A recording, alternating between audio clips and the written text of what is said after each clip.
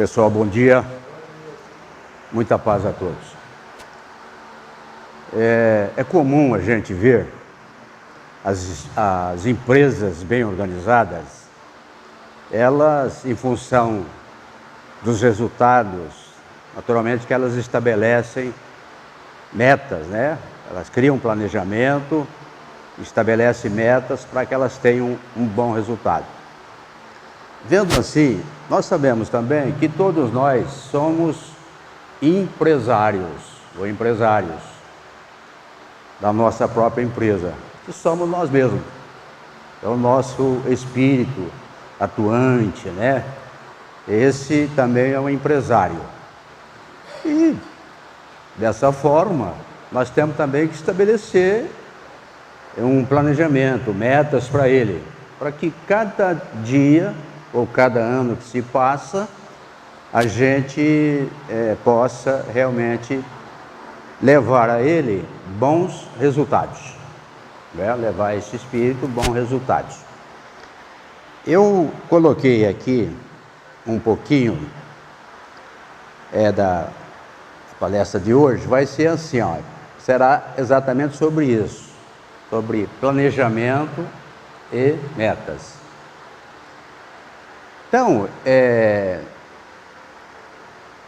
comum também a gente ver, por exemplo, no fim do ano, né, por ocasião das festas, principalmente no último dia do ano, as pessoas usarem de alguns artifícios, de algumas coisas, né, como até para que elas possam assim estarem bem no ano seguinte. Então é comum a gente ver as pessoas consumirem nas festas finais do ano romãs, lentilhas e outras coisas mais para dar sorte e conseguir a paz, né? Eu tenho um parente que chegou lá nesse dia, ela me fez correr atrás de umas romãs. Ela queria romã porque senão no ano seguinte ela não estaria bem. Todo ano ela fazia isso. Mas você quer a romã, você vai se sentir bem com isso. Foi conseguir a romã para ela. E cara, hein? R$29 o quilo da romã naquela oportunidade, porque todo mundo queria, né? Aí eu consegui a romã para ela. Gente, isso não tem valor algum. Absolutamente, tem valor algum. Porque, na realidade, a melhor maneira de se conseguir a paz é fazer sempre o bem. Não existe outra maneira de a gente conseguir a paz. É praticar as boas ações, é estarmos prontos, né? Junto às pessoas, sendo amáveis para com elas, carinhosos para com elas. É assim que funciona, fazendo sempre o bem.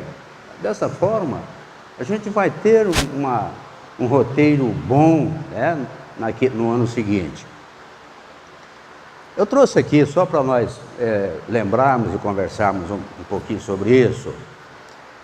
É comum dizermos que no ano que passou, aliás, o ano passou tão depressa e nem sentimos, né?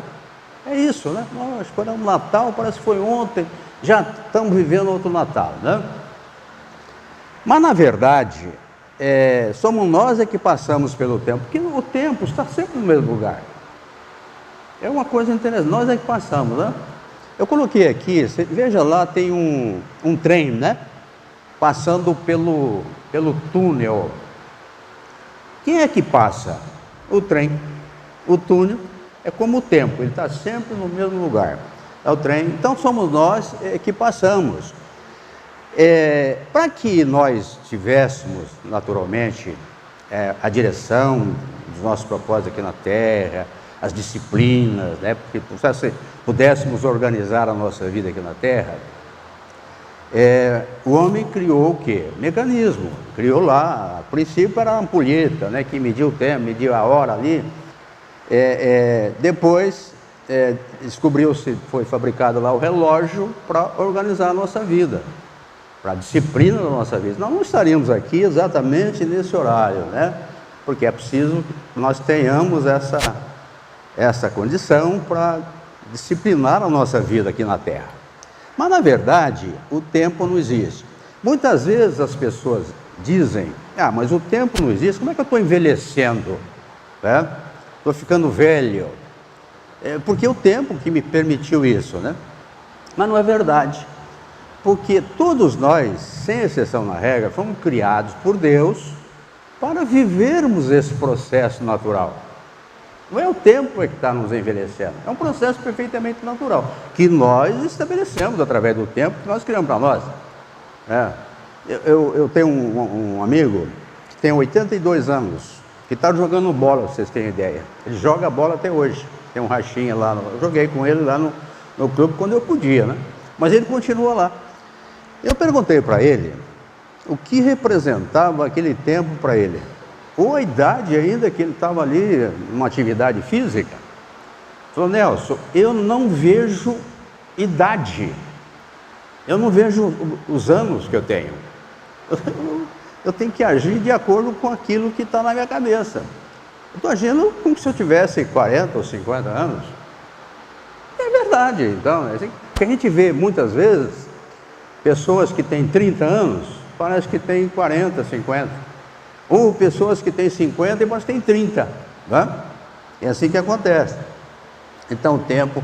Eu trouxe aqui, para a gente conversar um pouquinho, aqui sobre Kardec. O que o Kardec fala sobre isso?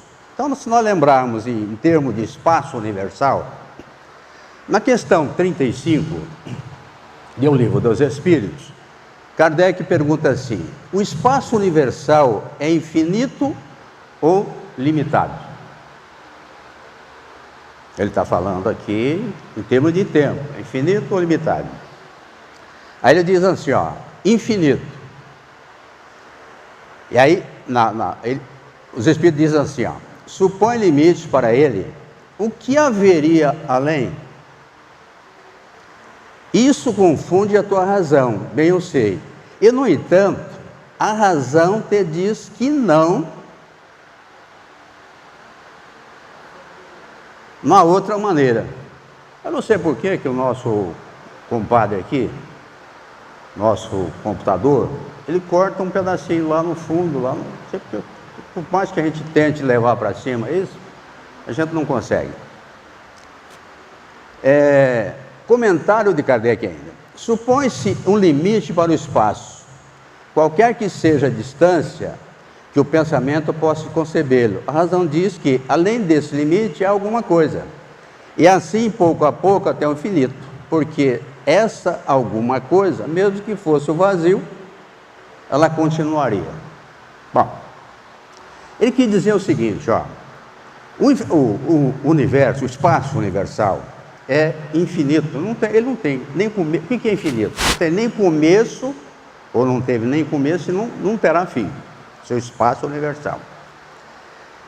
Pensando em espaço universal, a gente pensa o quê?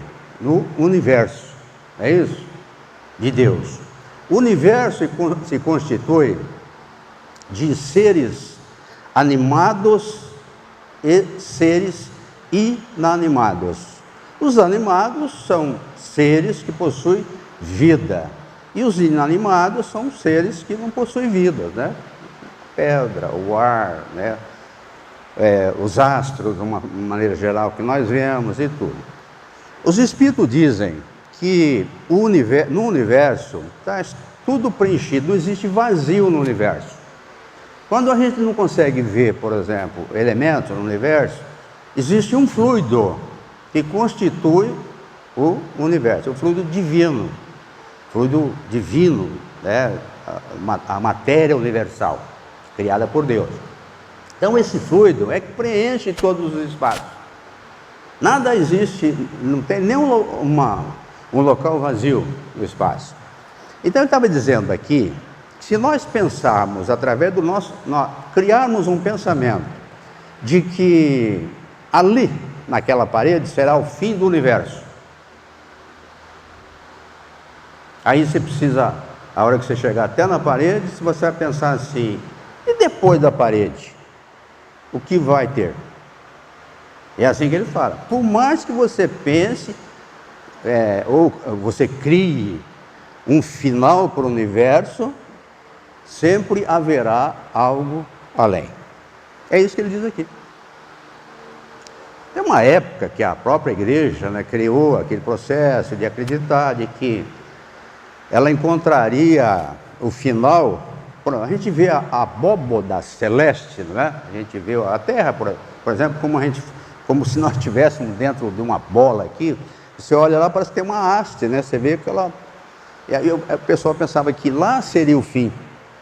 Mas você nunca vai encontrar o fim, realmente, da questão universal. É uma coisa fantástica isso, né? Bom, mas vamos além. A vida terrena passa tão depressa e acaba muito rápido. É preciso cuidar bem desse precioso estágio na Terra. Aqui havia um movimento, mas não registrou o movimento. Pois bem, quando nós falarmos da vida propriamente dita, né, que nós fomos criados por Deus para vivenciarmos a nossa vida. Quando falamos da vida, nós pensamos logo, não na vida de uma existência única. Nós pensamos, e nem em várias vidas, porque não existe várias vidas. O que existe é uma vida constituída de estágios. Por exemplo, nós temos uma vida, e nós viemos para a Terra para vivenciar esta vida, as experiências que a vida nos oferece. Só que ao deixarmos a condição da Terra, a gente vai viver em outro estágio evolutivo. A vida é a única, porque nós sempre seremos nós mesmos, não mudaremos, não teremos outra vida, seremos sempre aquela vida, teremos estágio. Por isso nós temos as reencarnações, para vivenciarmos as sucessivas existências e não sucessivas vidas. Eu sempre serei um Nelson. Tudo aquilo que eu aprendi nessa existência, eu continuarei com aquele aprendizado em qualquer lugar que eu estiver.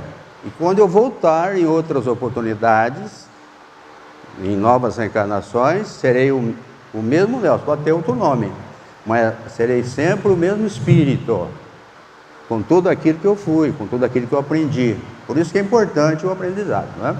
E a conduta. Vejam essa questão aqui, ó. Como é que funciona a nossa vida em relação ao tempo? Eu vou parar um pouquinho de falar. Dá a impressão que quebrou o vídeo lá, né? Mas não quebrou, né?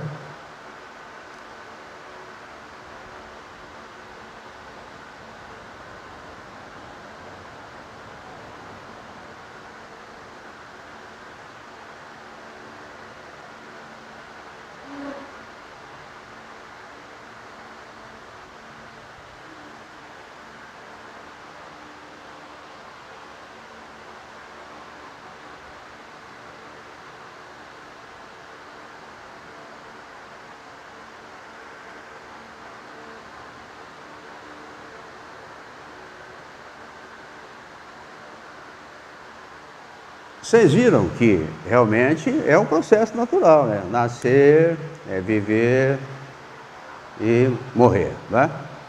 Vivendo a experiência necessária. No túmulo de Allan Kardec, está escrito assim, ó, isso é o pensamento dele, não foi ele que escreveu, porque já tinha morrido, obviamente. Está escrito assim, ó, nascer, morrer, renascer ainda e progredir sempre, tal é a lei. É a lei de Deus, é assim que acontece. Nascer, viver, morrer, voltar, renascer, ainda é tal a lei. O passado é lição. O passado é a lição que nós aprendemos e agora usamos da experiência dele, atual. Ele não volta mais. Passou, passou.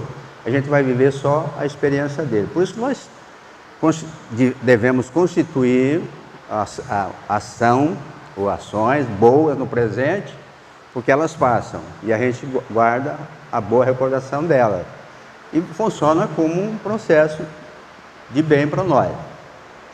O presente é dádiva, que nós devemos viver bem para angariarmos uma situação no futuro, melhor no futuro.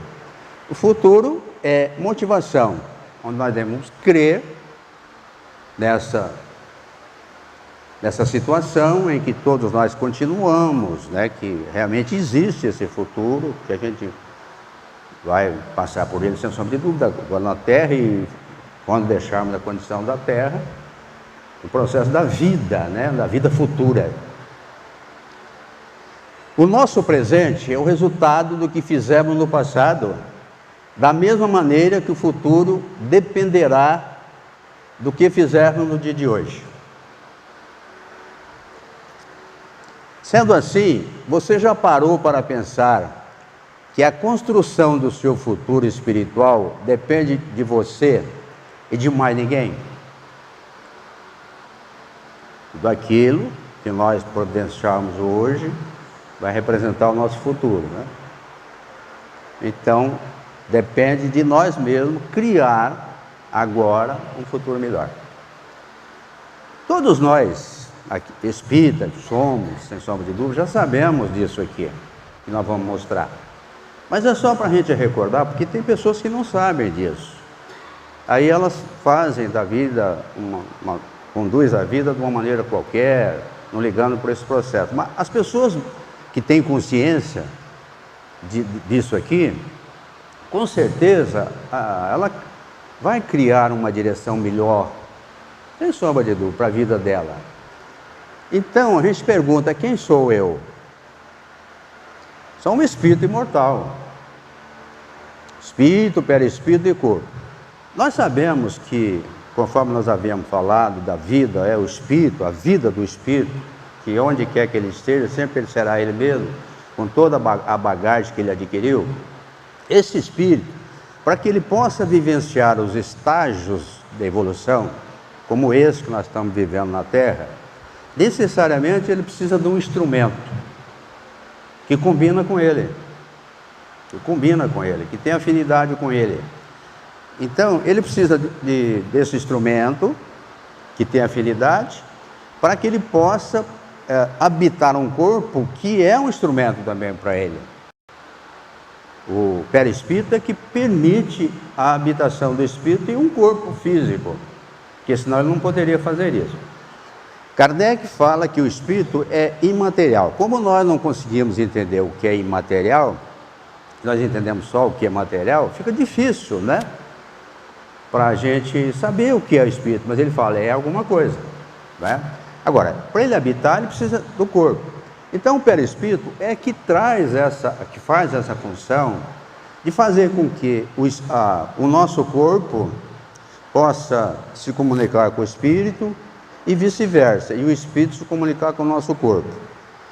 Por exemplo, o nosso corpo tem sensações. Essas sensações, às vezes sensações de dor, de tudo que acontece com a gente, quem é que leva essa notícia? Quem é o veículo disso? O perispírito, que leva até o espírito. É comum, às vezes, o espírito cortar, né? Ele corta o dedo, por exemplo, e em milésimo de segundo, que o espírito vai sentir aquilo. Ou muitas vezes, né, o espírito vai sentir porque ele vê o sangue, ele assusta com aquilo, mas a dor será levada lá para ele, a sensação, para o espírito. E quando o espírito quer alguma coisa de nós, ele passa a ordem. Por exemplo, existem muitas coisas que funcionam em nós num processo perfeitamente natural, instintivo. Mas tem coisas que nós precisamos usar a inteligência para que isso aconteça. Por exemplo, eu estou caminhando aqui, normalmente, num processo instintivo. Mas chega ali, tem uma esquina, eu quero virar a esquina, eu já tenho que usar a minha inteligência. Quem é que está mandando eu virar a esquina? O meu espírito. Ele que está dando a ordem, porque eu estou usando a inteligência. O meu coração bate, leva os impulsos aí para o sangue direitinho e tal, ou para o corpo, sem que eu dê ordem, sem que o espírito dê ordem para isso, porque isso é um processo natural. E outras coisas, o espírito dá ordem. Estou com a mão aqui, o espírito pede para me levantar a mão, eu levanto. Ele está dando ordem, porque é um processo inteligente. Quando o corpo morre, entre aspas, quando ele deixa a condição da terra, o que acontece? O espírito continua com o seu perispírito. Com o seu perispírito. É assim que acontece. Agora, para que eu estou na terra? Quem somos, né? Quem sou eu? Para que eu estou na terra? Kardec perguntou assim, ó, qual é a finalidade da encarnação dos espíritos? Deus a impõe com o fim de levá-los à perfeição. Para uns é uma expiação, para outros uma missão. Mas para chegar a essa perfeição, é preciso vivenciar o processo da existência. Ele fala, é preciso vivenciar as experiências da existência. A encarnação tem ainda outra finalidade, que é de pôr o espírito em condições de atuar nas obras de Deus. Ninguém está alheio ao compromisso. Todos nós estamos compromissados para com Deus. Nós temos que fazer a nossa parte, por isso que Ele nos criou. Quando nós falamos aqui que é uma expiação ou uma missão, natural que os Espíritos estão dizendo aqui, que expiação é o processo de reeducação da alma. Nós voltamos nas sucessivas existências para continuarmos o nosso crescimento espiritual. Por isso que nós estamos reencarnando.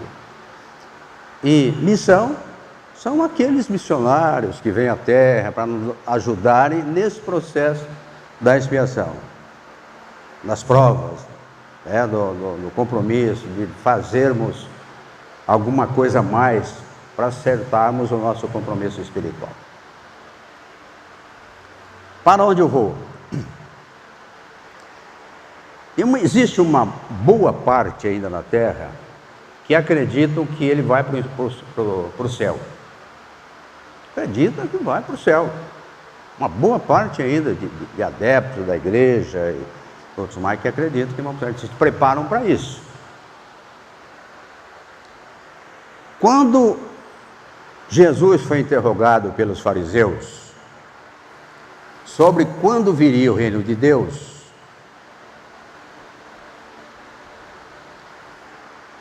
Jesus disse assim, ó, o reino de Deus não virá, você não vai ver o reino de Deus, ele não terá uma visível aparência, você não vai vê-lo numa situação material. Nem dirão, ei-lo aqui, ou lá está. Porque o reino de Deus está dentro de vós. Jesus é que falou. O reino de Deus está dentro de vós.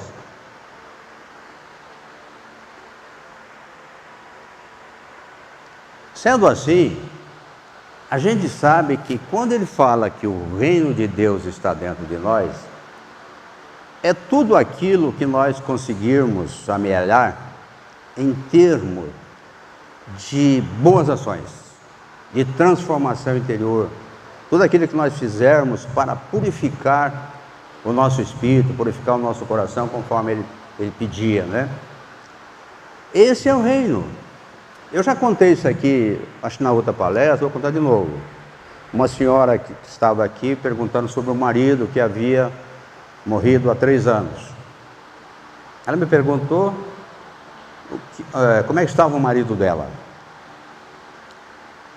Aí eu perguntei como era o marido, como era o seu marido quando estava na terra.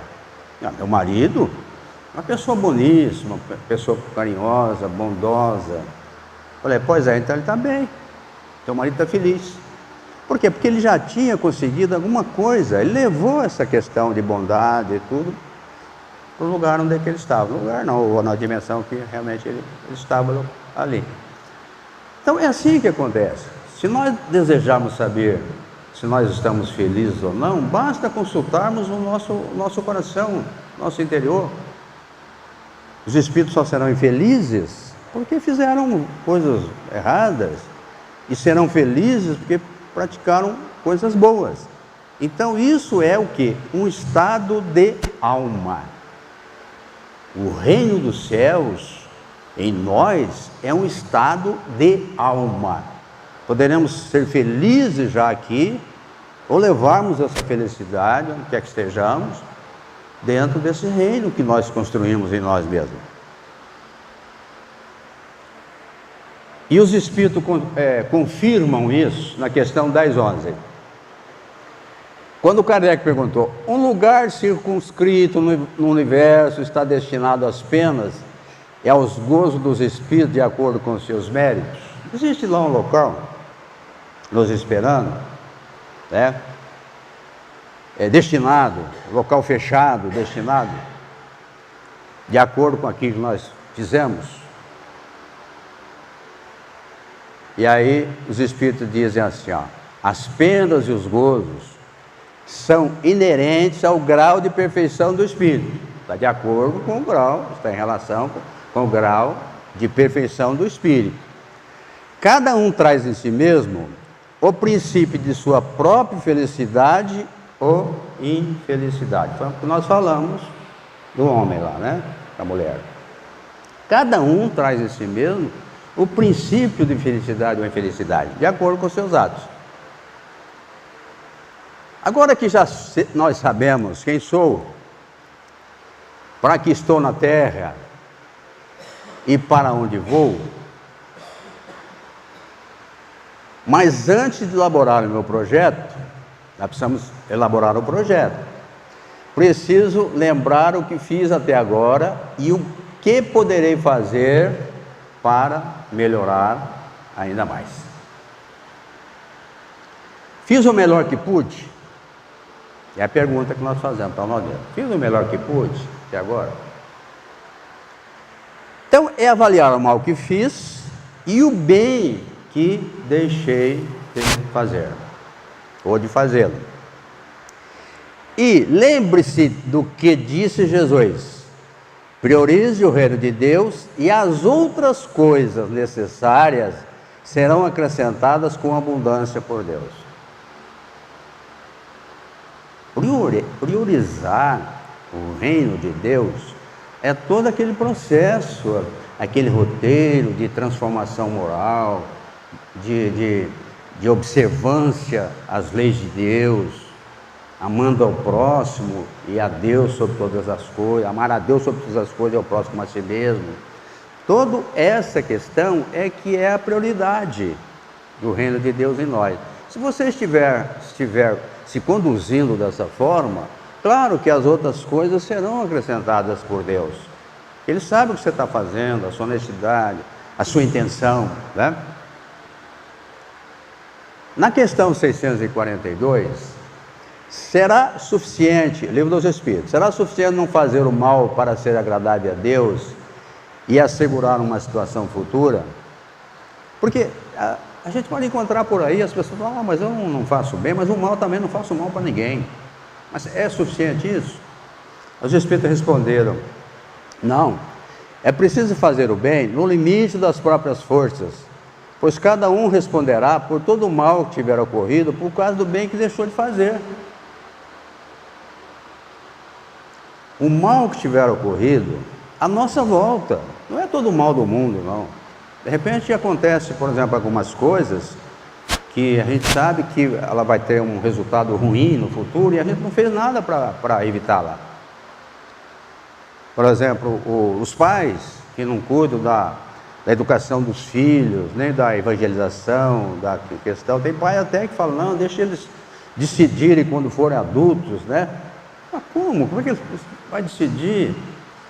Se o indivíduo está ali, você que está pensando para ele, que sabe o que é melhor para ele, cabe a você decidir. Porque se ele tiver com problema aí para consultar um dentista e ele precisa de um dentista, você deixa ele decidir? Ele não vai nunca no dentista, no médico. E a escola, provavelmente dito, você vai deixar ele decidir para ir à escola? Então, tudo assim. O Eurípides falava aqui na palestra dele, que falava assim, ó, aquele que come do meu feijão tem que professar a minha religião. É o indivíduo que vive com ele, é os filhos, né? Mas vai orientar o indivíduo para que isso aconteça. E os pais, por exemplo, que não cuidam disso, ele terá uma resposta já ruim. Por exemplo, os filhos poderão pagar com ingratidão, porque um filho bem formado, dentro da avaliação cristã, ele só vai ser uma pessoa boa, né? Uma pessoa com uma boa conduta, ele aprendeu a moralidade ali. É assim que acontece.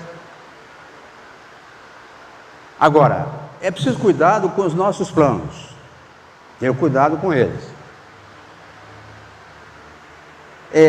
Sonhe com os pés no chão, ou o tomo pode ser feio.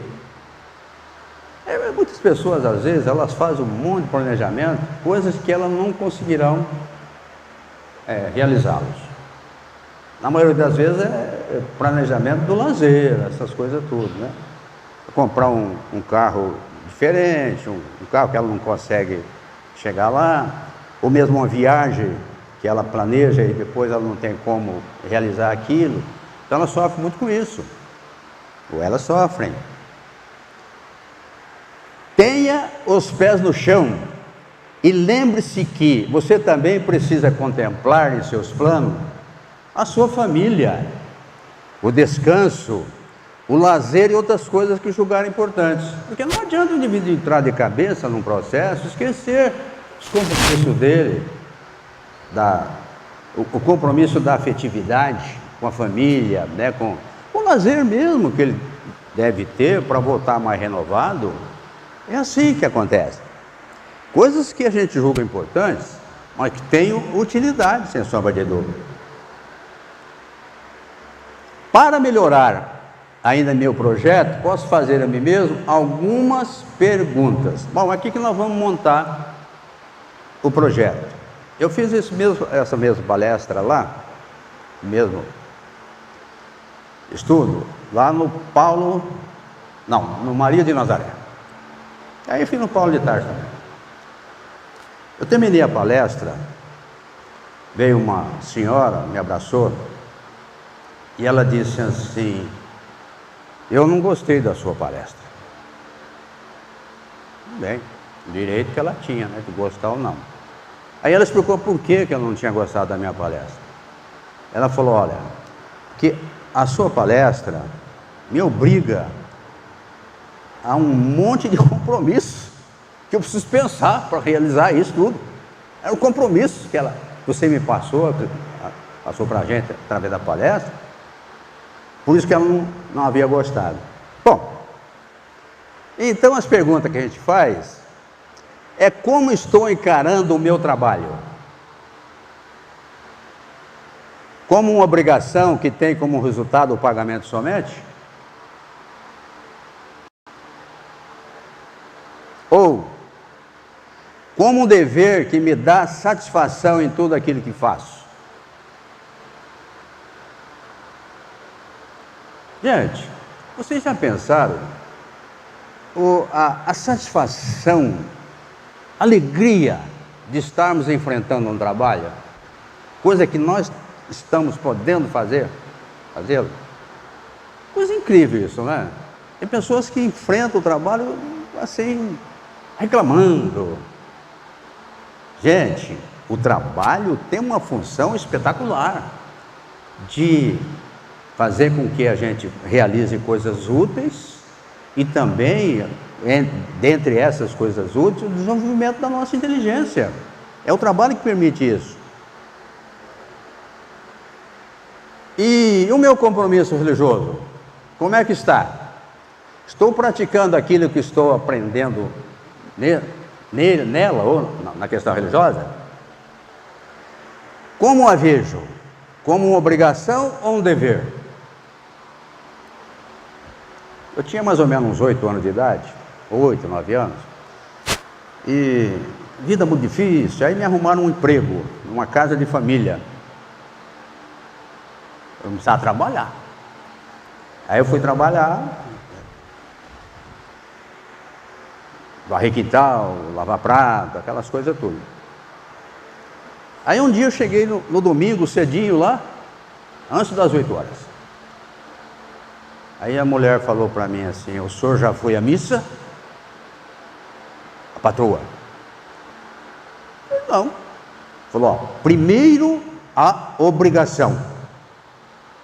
Foi o trabalho. Que era a devoção, né? Eu não entendi bem, mas hoje eu entendo isso. Porque na época eu entendi que ela falou: ó, você tem que ir na missa primeiro. Mas isso não era uma obrigação. Um dever.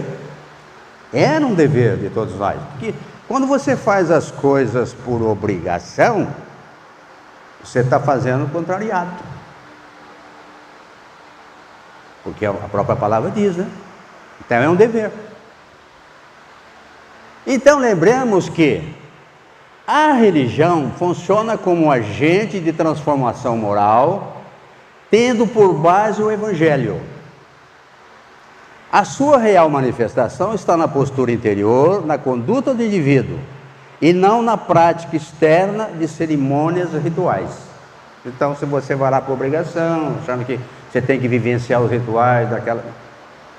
Não. Você tem que ir para ouvir, ou recordar, ou aprender aquilo que a questão religiosa está te passando, mas com o dever de se autotransformar,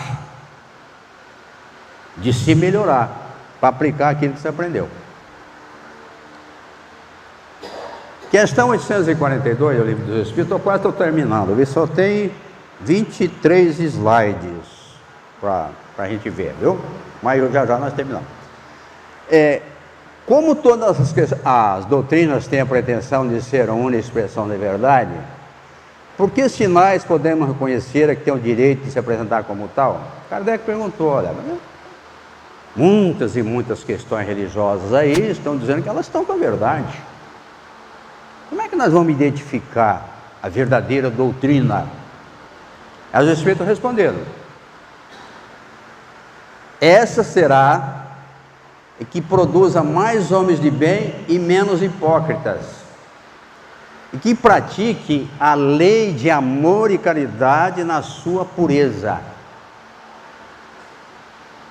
Não basta ser religioso. Nós falamos agora mesmo. Você tem que aprender na questão religiosa e praticar aquilo que a religião quer de você. Por que ele fala menos hipócritas? Porque muitas pessoas podem usarem da hipocrisia de estarem fazendo da questão religiosa uma questão social somente, ou querendo moldar a religião ao seu bel prazer. E não é por aí. Ser religioso é um compromisso muito sério, é um dever muito sério, onde nós vamos receber informações, conforme os Espíritos falam aqui, né? Porque, na verdade, o que eles estão dizendo aqui é formar pessoas de bem. Então, eles formam pessoas de bem e você aplica aquilo que você aprende. Essa é a função. A função da doutrina espírita é trazer a nós outros a informação, ou as informações, para que a gente esteja bem amparado no compromisso do nosso dever. Então, o amor e a caridade é a chave da nossa paz, porque é isso que ele fala, é a aplicação.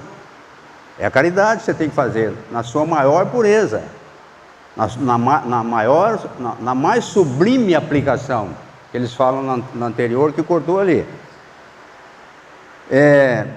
Kardec dizia assim, ó: fora da caridade não há salvação.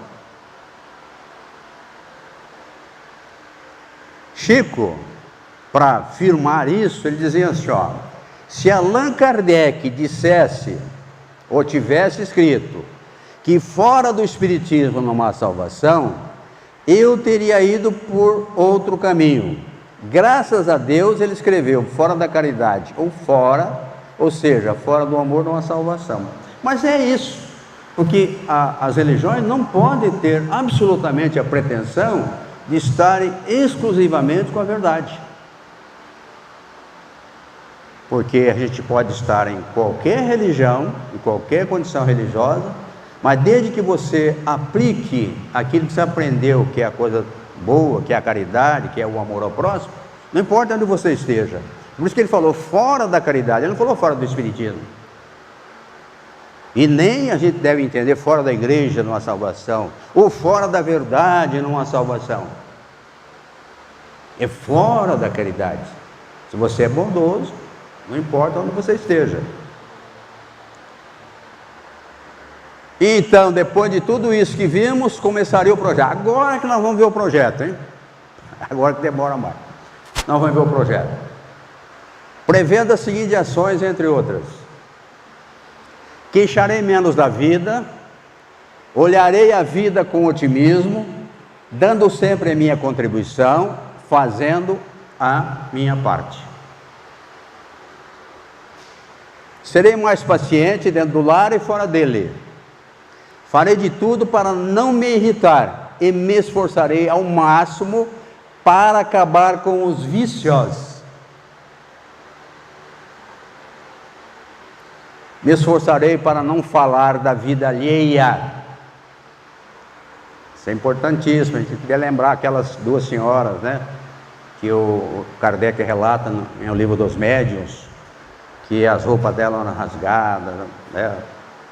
Por mais que ela escondesse essas roupas, né, colocava no armário, colocava chaves ali no armário, fechava aquelas roupas lá, mas de repente elas eram rasgadas, elas atiradas lá para os cantos da casa. Aí até que ela perceberam que ali não tinha brincadeira, não, uma coisa certa estava acontecendo com ela. Aí procuraram a doutrina espírita e foi dado saber que realmente ela tinha um espírito que estava lidando com ela, envolvendo essas duas irmãs, e dizendo até que ele foi um camarada que elas usaram em outra oportunidade, em outra encarnação, como um bode expiatório. Era uma cobrança, né? Ele estava se vingando ali. Mas ele falou: o maior problema delas, disse o espírito, é porque elas não consultam os seus anjos de guarda para protegê-los nem nada. Elas ficam falando mal da vida dos outros. Esse é o problema dela, por isso que ela tem esse desenvolvimento, que a gente tem mais facilidade de atuar sobre elas. Falava da vida dos outros, então é preciso a gente ver isso. Perdoarei sempre o que me ofenderem. Essa é uma coisa, perdão é fantástica, né? Realizarei bons conhecimentos, estarei atento à vigilância e à oração. Isso faz parte do nosso planejamento. Manterei sempre a fé e a confiança em Deus. Enfim, procurarei ter sempre uma conduta reta e exemplar. Agirei sempre com bondade. A caridade será o meu lema. Então, se você encontrar pessoas com esse planejamento aqui, indivíduo que sempre estará agindo com bondade, dando bons exemplos, afinal, essa é a alma da educação, né? Os pais que querem educar os seus filhos bem, ele precisa estar pautado pelo exemplo, sem sombra de dúvida, uma boa conduta, senão ele não consegue.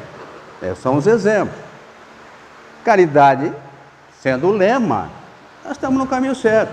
Porque quando nós falamos em caridade, nós não pensamos somente da caridade material, tirar dinheiro do bolso ou praticar a ajuda às pessoas de uma forma diária. Essa é uma caridade altamente importante, sem sombra de dúvida. Mas quando ele fala em caridade aqui, ele está falando da amplitude da caridade, que é usarmos a caridade em qualquer lugar que nós estivermos. Isso é o seguinte: nós temos que caminhar com a bondade no coração. E lembremos, finalmente, o que Madre Teresa de Calcutá disse a nós outros: O bem que você faz hoje pode ser esquecido amanhã. Faça o bem a si mesmo. Veja que ao final das contas é tudo entre você e Deus, nunca foi entre você e os outros. E é verdade.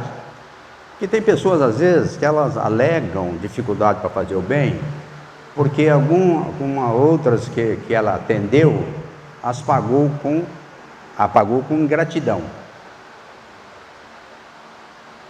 Era por aí. Então, o bem que você faz hoje, não importa, você não precisa seguir, você não precisa pedir que a pessoa faça uma ocorrência daquilo, um relatório, para ver se ela usou bem o bem que você fez para ela. Não. Faça o bem para ela de qualquer forma, e veja que Deus é que está vendo isso. O que vale é as suas intenções, não aquilo que ela vai fazer do bem que você fez para ela. Que Deus nos abençoe, um bom domingo a todos, um bom retorno para os seus lares. Muito obrigado.